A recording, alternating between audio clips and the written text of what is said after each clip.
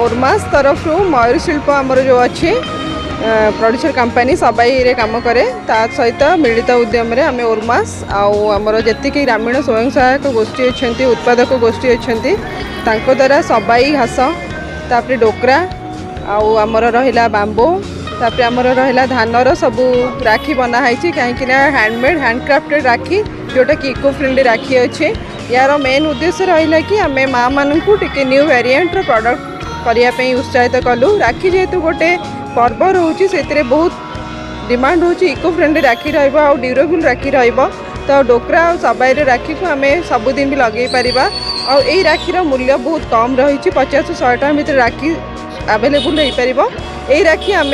Online भी available हो पार जेहेतु सदर महकुमा बारिपदा राखी रही तेणु समस्त ये राखी किणी माँ मानकर आर्थिक मानदंड को सुदृढ़ करने सहायक होगापी नवेदन रिलू भी आमर अन्य जिलूर भी आमको ऑर्डर आसी जमीक संबलपुर आमको ऑर्डर आसूची आमर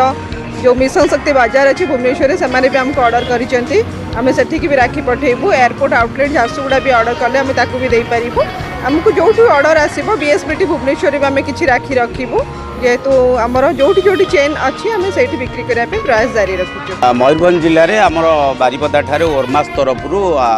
माने माँ भौणी मानक जो मैंने आम राखी पूर्णिमा आसूसी आगामी अगस्ट 9 तारिख रे पड़ुची से क्षेत्र में सबाई उपर एवं इको फ्रेंडली आइटम से माने सुलभ मूल्य रे राखी बनै जोटा कि आपणकर 50 रु 40 रु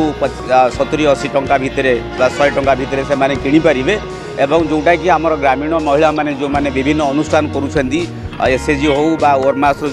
जो मान को प्रोत्साहित करुती से माने तांको हाथ तैयारी प्रोडक्ट बिक्री करा गले एवं से माने तांकर परिवार मध्य भलरे से माने 2 पैसा पाई परिबे जहा कि आमर आर्थिक मानदंड रे सहायक हो।